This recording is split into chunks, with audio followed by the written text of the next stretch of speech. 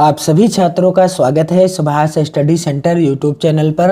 आज का यह वीडियो कक्षा 10 के छात्रों के लिए काफ़ी ज़्यादा इम्पोर्टेंट रहने वाला है, क्योंकि इस वीडियो में हम आपके लिए लेकर आए हैं हिंदी के ऐसे महत्वपूर्ण प्रश्न जो 2022 बोर्ड परीक्षा के लिए काफ़ी ज़्यादा इम्पोर्टेंट हैं। जी हाँ, ये प्रश्न आपकी 2022 बोर्ड परीक्षा के लिए मोस्ट इम्पॉर्टेंट हैं। तो यहाँ पर आप देख सकते हैं पहला मोस्ट इम्पॉर्टेंट प्रश्न, ये प्रश्न जरूर पूछा जाता है और आप इसे जरूर याद कर लीजिएगा। आवारा मसीहा किस विधा पर आधारित रचना है? तो आवारा मसीहा किस विधा पर आधारित रचना है? तो आवारा मसीहा जीवनी विधा पर आधारित रचना है। किस विधा पर आधारित रचना है? जीवनी विधा पर आधारित रचना है, आप ध्यान दीजिएगा। और आवारा मसीहा के लेखक कौन है? यानी आवारा मसीहा जो रचना है यह किसकी रचना है? तो मैं आपको जानकारी दे दूं कि आवारा मसीहा विष्णु प्रभाकर जी की रचना है। किसकी रचना है? विष्णु प्रभाकर जी की रचना है और काफ़ी ज़्यादा इम्पोर्टेंट रचना है आपकी बोर्ड परीक्षा के लिए। यहाँ से प्रश्न जरूर बनता है। दूसरा प्रश्न है, किन्नर देश में रचना किस विधा पर आधारित है? किन्नर देश में रचना किस विधा पर आधारित है? तो यह रचना किस विधा पर आधारित रचना है? तो किन्नर देश में यात्रा वृत्त विधा पर आधारित रचना है। किस विधा पर आधारित है? यात्रा वृत्त विधा पर आधारित रचना है। और यह किसकी रचना है? तो किन्नर देश में रचना किसकी है? आगे यहाँ पर आपको प्रश्न मिल रहा है, किन्नर देश में कृति के लेखक का नाम लिखिए। किन्नर देश में जो रचना है इसके लेखक कौन है? तो सही उत्तर क्या हो जाएगा इस प्रश्न का? राहुल सांकृत्यायन।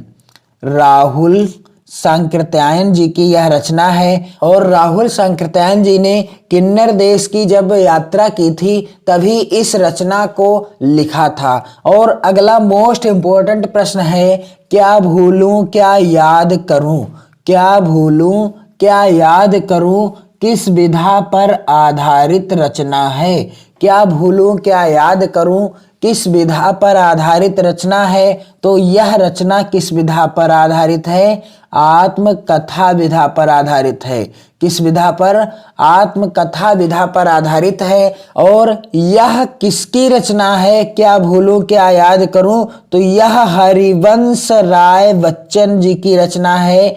हरिवंश राय बच्चन जी की। यदि परीक्षा में प्रश्न आ जाता है कि क्या भूलूं क्या याद करूं के लेखक कौन है? तो हरिवंश राय बच्चन जी हैं। और यदि प्रश्न आ जाता है क्या भूलूं क्या याद करूं किस विधा पर आधारित रचना है, तब उत्तर क्या हो जाएगा कि यह आत्मकथा विधा पर आधारित रचना है। अगला मोस्ट इंपॉर्टेंट प्रश्न है, यहाँ पर आप देख सकते हैं, प्रायश्चित के लेखक का नामोल्लेख कीजिए। यानी प्रायश्चित रचना के लेखक कौन है? तो इस प्रश्न का उत्तर क्या हो जाएगा? भगवती चरण वर्मा। प्रायश्चित किसकी रचना है? भगवती चरण वर्मा जी की रचना है। काफी ज्यादा इंपॉर्टेंट है और यह परीक्षा में आ भी चुकी है बोर्ड की, तो इसलिए इसे आप याद जरूर कर लीजिएगा। प्रायश्चित के लेखक कौन है? भगवती चरण वर्मा जी हैं। अगला मोस्ट इंपॉर्टेंट प्रश्न है, किसी एक यात्रा वृत्त लेखक का नाम लिखिए। तो यहाँ से प्रश्न जरूर बनता है। कभी कभी प्रश्न बनता है किसी एक निबंधकार का नाम लिखिए, किसी एक यात्रा वृत्त लेखक का नाम लिखिए, किसी एक एकांकीकार का नाम लिखिए, किसी एक नाटककार का अथवा किसी एक उपन्यासकार का नाम लिखिए। तो यहाँ से तो प्रश्न बनता ही है आपके बोर्ड परीक्षा के लिए। तो इस प्रश्न को आप मोस्ट इंपोर्टेंट में रखेंगे, किसी एक यात्रा वृत्त लेखक का नाम लिखिए। तो इसका उत्तर क्या हो जाएगा? इसका उत्तर हो जाएगा राहुल सांकृत्यायन। इसका उत्तर क्या हो जाएगा? राहुल सांकृत्यायन हिंदी के प्रमुख यात्रा वृत्त लेखक हैं। काफी ज्यादा इंपॉर्टेंट है यह प्रश्न। राहुल सांकृत्यायन हिंदी के प्रमुख यात्रा वृत्त लेखक हैं और इनकी यात्रा वृत्त विधा पर आधारित रचना कौन सी है, यहाँ पर मैंने प्रश्न कराया हुआ है किन्नर देश में। किन्नर देश में जो कि राहुल सांकृत्यायन जी की रचना है और किस विधा पर आधारित है, यात्रा वृत्त विधा पर आधारित है। अगला मोस्ट इंपॉर्टेंट प्रश्न है किसी एक निबंधकार का नाम लिखिए। हिंदी के किसी एक निबंधकार का नाम लिखिए। तो इसका उत्तर क्या हो जाएगा, आचार्य रामचंद्र शुक्ल जी हिंदी के प्रमुख निबंधकार हैं। आचार्य रामचंद्र शुक्ल जी हिंदी के प्रमुख निबंधकार हैं। और यदि प्रश्न आ जाता है कि हिंदी के प्रमुख आलोचक का नाम लिखिए अथवा प्रश्न आ जाता है किसी एक आलोचनाकार का नाम लिखिए, तब भी उत्तर क्या हो जाएगा, आचार्य रामचंद्र शुक्ल जी। और आचार्य रामचंद्र शुक्ल जी का जीवन परिचय काफी ज्यादा इंपॉर्टेंट है 2022 बोर्ड परीक्षा के लिए, इसलिए मैंने इनके जीवन परिचय से रिलेटेड वीडियो चैनल की प्लेलिस्ट में उपलब्ध करा दिया है, जिसमें मैंने बताया है आचार्य रामचंद्र शुक्ल जी का जीवन परिचय आप बोर्ड परीक्षा में कैसे लिखेंगे, और बिल्कुल आसान शब्दों में बताया है। आपको चैनल की प्लेलिस्ट में वीडियो मिल जाएगा, उसे देखकर इनका जीवन परिचय याद कर लें, क्योंकि यह 2022 बोर्ड परीक्षा के लिए काफी ज्यादा इंपॉर्टेंट है। और अगला प्रश्न है मोस्ट इंपॉर्टेंट, चतुर चंचला कृति के लेखक का नाम लिखिए। चतुर चंचला कृति के लेखक का नाम बताइए। तो यह किसकी रचना है, तो इसका उत्तर क्या हो जाएगा, बाबू गोपाल राम गहमरी। बाबू गोपाल राम गहमरी।